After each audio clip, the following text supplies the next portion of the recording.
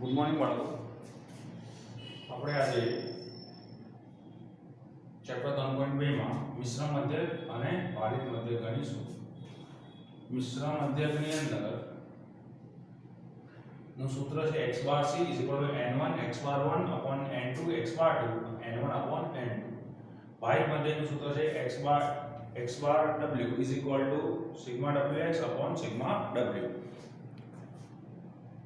હવે આપણે વારાફરતી દાખલા જોઈશું. તમારો આપણો પહેલો દાખલો જુઓ. સ્વાધ્યાય 3.2 માં પહેલા દાખલામાં કીધું છે કે એક કારખાનામાં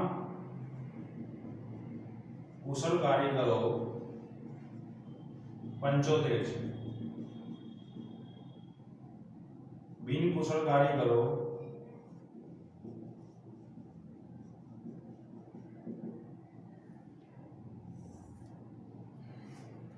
125 છે. સૌપ્રથમ જે કારીગરો આપ્યા છે કારીગરોની સંખ્યા એ આપણે થયો n1, બિન કુશળ કારીગરો એ આપણે થયો n2. કુશળ કારીગરોના વેતનનો મધ્યક આપણને દાખલામાં આપ્યો છે 280. તો જે n1 છે એનો મધ્યક શું કહેવાય x બાર 1. તો આ આપણને મળ્યો x બાર 1. અને બિન કુશળ કારીગરોના વેતનનો મધ્યક આપણે દાખલામાં આપ્યો છે 150.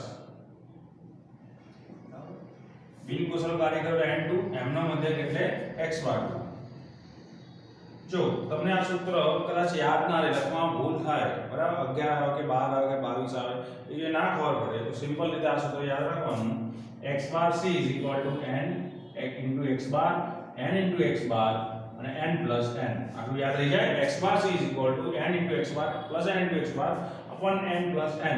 પછી તમારે યાદ રાખવાનું 11 22 12. શું યાદ રાખવાનું? 11 22 12. n1 ની કિંમત છે આપણી જોડે 75, x બાર ની છે 280, n2 ની કિંમત છે આપણી જોડે 125, અહીંયા છે 150 ને છેદમાં આપણે મૂકીશું n1 75 125. કેલ્શિયમ આપણે કેલ્ક્યુલેશન કરીએ તો 75 * 280 કરીએ તો કેટલા આવે? 75 * 280 કરીએ તો 21000 આવે. અને 125 ગુણ્યા આપણે 125 ગુણ્યા 150 કરીશું તો 18750 આવશે. અંશ છેદમાં 200 સરવાળો કરીએ તો 39750 છેદમાં 200 ડિવાઇડ કરીશું 1 2 2 9 8 16 198.75 આપણો મિશ્ર મધ્યક આવશે. આ થયું જવાબ. આ દાખલો તમને 2 માર્ક્સમાં પૂછાય છે. ફરી સમજો. પહેલો જે આપણને આપ્યો હોય, પહેલો જે n આપ્યો હોય, પહેલી જે સંખ્યા આપી હોય એને n1 કહેવાય, એનો મધ્યક એટલે x બાર 1. બીજો n આપ્યો હોય એની સંખ્યા એટલે n2 અને એનો મધ્યક એટલે x બાર 2. થઈ જાય કોઈવાર દાખલામાં તમને 3n આપ્યા હોય અને 3x બાર આપ્યા. કોઈ વખત દાખલામાં આપી શકે તો જે પહેલા આપ્યો હોય n1 એનો મધ્યક x બાર 1, બીજો આપ્યો n2 એનો મધ્યક x બાર 2, ત્રીજો આપ્યો હોય n3 અને એનો મધ્યક x બાર 3. સૂત્રની અંદર બુકમાં આપણે લખી શકીએ n3 x bar 3 and n2. બરાબર. આવી રીતે સૂત્ર લખી શકાય. પણ 3 થી વધુ નહીં હોય, મેક્સિમમ 2 જ આપશે. હવે આનો જ આપણે બીજો દાખલો જોઈએ.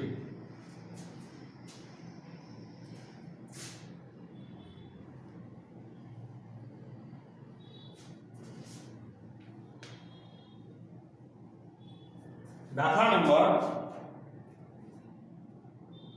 4 ઉપર આવો.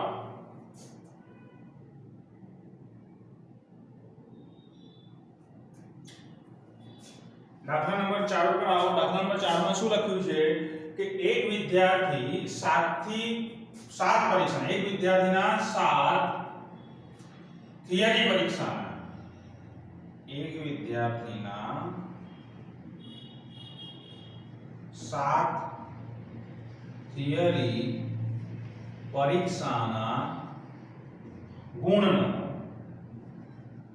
મધ્ય 62 છે. કેટલો છે? 62.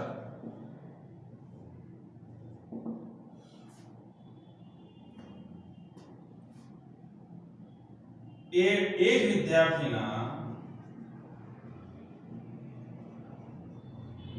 3 પ્રેક્ટિકલ, જે વિદ્યાર્થીના 7 થિયરી ગુણ જેને 7 થિયરી પરીક્ષા આપી અને 3 પ્રેક્ટિકલ ની આપી છે. 7 થિયરીના પરીક્ષાનો મધ્યક 62 છે. 3 પ્રેક્ટિકલ પરીક્ષાના ગુણનો મધ્યક કેટલો છે? કેટલો હશે? આ આપણે શોધવાનું છે. પણ આના માટે તમને જ્યારે ધ્યાન રાખો, દાખલાની અંદર તમારે n1 શોધવાનું હશે કે x બાર 1 શોધવાનું હશે, અથવા n2 શોધવાનું હશે, અથવા x બાર, કોઈ બી ચાર માંથી કોઈ એક શોધવાનું હશે, ત્યારે તમને મિશ્ર મધ્યક આપેલો હશે. વિદ્યાર્થીના સંપૂર્ણ ગુણ એટલે પ્રેક્ટિકલ, સંપૂર્ણ ગુણ એટલે થિયરી પ્લસ પ્રેક્ટિકલ, 7 + 3 10, 10 પેપરો. સંપૂર્ણ ગુણનો મધ્ય એટલે આ આપણો થયો શું થયો? x બાર c. આ શું છે? x બાર c. સંપૂર્ણ ગુણનો મધ્ય એટલે x બાર c બરાબર આપણને કેટલો આપ્યો છે? 82. તો સૌથી પહેલા સમજી લઈએ, એક વિદ્યાર્થી 7 થિયરી પરીક્ષાનો ગુણ એટલે આપણે નામ આપીશું n1. એનો મધ્યક એટલે x બાર 1. n1 બરાબર આપણને આપ્યા છે 7, x બાર 2 બરાબર આપ્યા છે 62. એ જ વિદ્યાર્થીના 3 પ્રેક્ટિકલ એટલે એને કહીશું આપણે n2, અને n2 નો મધ્યક એટલે x બાર 2. તો n2 કેટલા છે? 3 પેપર છે, પ્રેક્ટિકલના 3 પેપર છે, પણ એનો મધ્યક આપણને આપ્યો નથી. દાખલામાં આપણને એ શોધવાનો છે. પણ એની જગ્યાએ આપણને શું આપ્યો છે? મિશ્ર મધ્યક x બાર c. જે જવાબ આપણે શોધીએ છીએ મિશ્ર મધ્યક, એ આપણને આપી દીધેલો છે. આપણે સૂત્ર લખીશું x બાર c n x બાર n x બાર. જ્યારે બે સંખ્યા વચ્ચે કોઈ નિશાની ન હોય એટલે ગુણાકારની નિશાની બોલાય, અને ગુણાકારની નિશાનીને અહીંયા આપણે શું કહીશું? ઇન્ટુ n x બાર n x બાર n n 11 22 12. હવે આપણે સૂત્રની અંદર કિંમતો મૂકીશું. x બાર c ની કિંમત છે 82, n1 ની કિંમત છે 7, x બાર 1 ની કિંમત છે 62 વત્તા n2 ની કિંમત છે આપણી જોડે 3, x બાર 2 ની કિંમત આપણે શોધવાની છે n1/n2 એટલે 7 + 3. યાદ રાખજો, જ્યારે પણ દાખલામાં n1 શોધવાનો હોય, અથવા x બાર 1 શોધવાનો હોય, અથવા n2 શોધવાનો હોય, અથવા x બાર 2 શોધવાનો હોય, ચારેમાંથી જ્યારે કોઈ એક શોધવાનો હોય ત્યારે તમને x બાર c આપી દીધેલો હશે, નકર જવાબ આવે નહીં.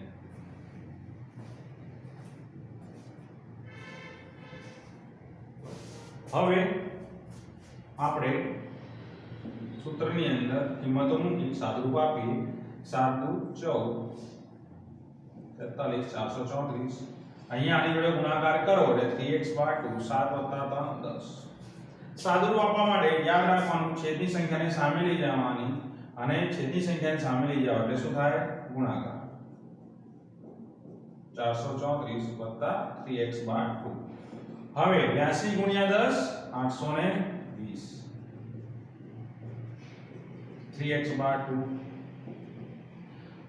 અને આ બાજુ લાવો તો જો અહીંયા ભાગાકારમાં હતું એટલે સામે જાય એટલે ગુણાકારમાં, છેદમાં છે એટલે સામે જાય એટલે ગુણાકારમાં, અહીંયા પ્લસ માઈનસ પ્લસમાં છે, સરવાળાની જોડે સંબંધ છે જોડે એટલે સામે આવે તો શું થાય? માઈનસ. 820 - 434 = 3x બાર.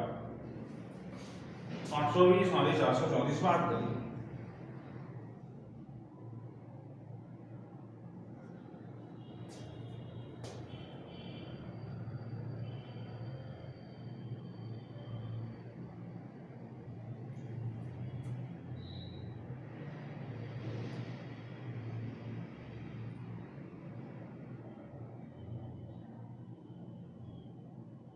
સંચાલક તમને 4 સોરી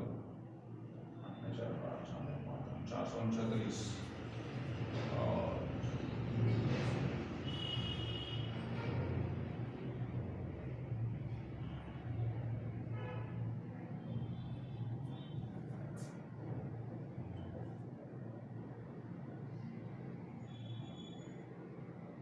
સોરી માય મિસ્ટેક, અહીંયા 82 નહીં 68 છે. મિશ્ર મધ્યક આપણને કેટલો આપ્યો છે?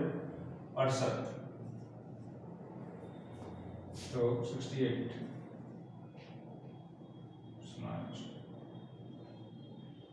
તો આ કેટલા થશે? 680. તો answer 82 is the or answer. 68 માંથી 434 બાદ કરો તો કેટલા આવે? 6 4 10, 3 ને 4 ને 4 8, 4 ને 2 6, 3x બાર 2.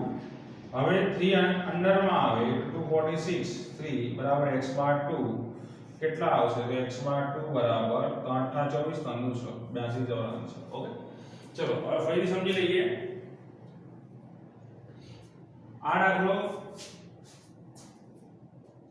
થોડોક અલગ છે આ પહેલા દાખલા કરતા. અહીંયા આપણને મિશ્ર મધ્યક આપ્યો છે અને આપણે x બાર 2 શોધવાનો છે. પરીક્ષામાં તમને x બાર 1 પણ શોધવા કહી શકે અથવા n2 શોધવા કહી શકે અથવા n2 પણ શોધવા કહી શકે, n1 અથવા n2 ગમે તે. આપણે એટલું યાદ રાખવાનું સૂત્ર ફર્સ્ટ કઈ કિંમતો આવે એ લખવાની. એક વિદ્યાર્થીના 7 થિયરીમાં પરીક્ષાના ગુણનો મધ્યક 65 એટલે આપણો આ શું થયો? n1 એનો મધ્યક x બાર 1. એ જ વિદ્યાર્થીના 3 પ્રેક્ટિકલ ગુણ એટલે એ શું થયો આપણો? n2 એનો મધ્યક x બાર 2 જે આપણે શોધવાનો છે. અને મિશ્ર મધ્યક x બાર c 68. હવે આપણે સૂત્રમાં મૂકીએ. સૂત્ર સરળતાથી યાદ રાખો તો n x બાર n x બાર n1 n2 68 7 62 3 x બાર 2 7 3 68 434 3x બાર 2 છેદમાં 10. છેદમાંથી સામે એટલે ગુણાકારમાં 680 43 4 3 x બાર. 680 માંથી 434 બાદ એટલે આવશે 246 તો 3x બાર 2. 3 અહીંયા ગુણાકારમાં છે, સામે આવે એટલે ભાગાકારમાં અને આપણે ભાગાકાર કરીશું કેલ્સીમાં એટલે 82. હવે આજનો છેલ્લો દાખલો જોઈ લઈએ ભારિત મધ્યકની રીત દ્વારા.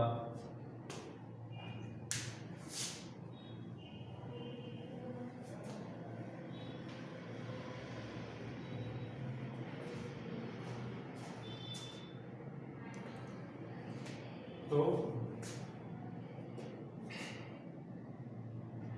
તમને દાખલા નંબર 3 માં ધ્યાન આપો. દાખલા નંબર 3 જુઓ. એમાં આપણે એમ કીધું છે કે એક ઓફિસ છે, એમાં ઓફિસર્સ 2 છે. ઓફિસર્સની સંખ્યા બરાબર 2. પછી ક્લાર્કની સંખ્યા બરાબર 10 અને પટાવાળાની સંખ્યા બરાબર 3.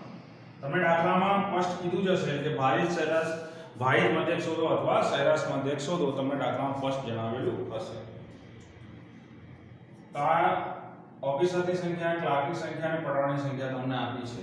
પ્લસ તમને એવું કીધું છે કે આ લોકો એક પિકનિક માટે આયોજન કરે છે, એના માટે ફાળો આપે છે.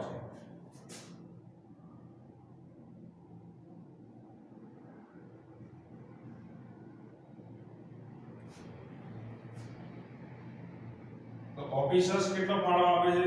તો કે ઓફિસર્સ નો ફાળો બરાબર 1000 રૂપિયા છે. ક્લાર્ક નો ફાળો કેટલો છે? તો ક્લાર્ક નો ફાળો બરાબર 500 રૂપિયા છે. અને પટાવાળા કેટલો ફાળો આપે છે? તો પટાવાળા 200 રૂપિયા ફાળો આપે છે. તમારે ભારિત મધ્યક શોધવાનું છે. તો આપણે અહીંયા શું કરીશું? સૌથી પહેલા ભારિત મધ્યક શોધવાનો હોય કોષ્ટક બનાવવાનું. એમાં સૌથી પહેલા આવશે ફાળો 1000 રૂપિયા, 500 રૂપિયા અને 200 રૂપિયા. એને આપણે કહીશું x. અને સંખ્યા હોય એને હંમેશા શું ધારવાનું? ભાગ. સંખ્યાને શું ધારવાનું? ભાગ. એને કહેવાય છે w. વેઇટ નો ભાગ. વેઇટ નો શું લીધો છે? w. 2 10 અને 3. હવે આપણું સૂત્ર શું છે? x બાર w sigma wx sigma w. Sigma w એટલે w ના બધી કિંમતનો સરવાળો 12 અને 15. સિગ્મા wx એટલે w into x. w into x, w ને x નો ગુણાકાર. wx નો ગુણાકાર કરી 1000 ગુણ્યા 2 2000 અહીંયા 5000 ગુણ્યા 10 5000 અહીંયા કેટલા થશે 600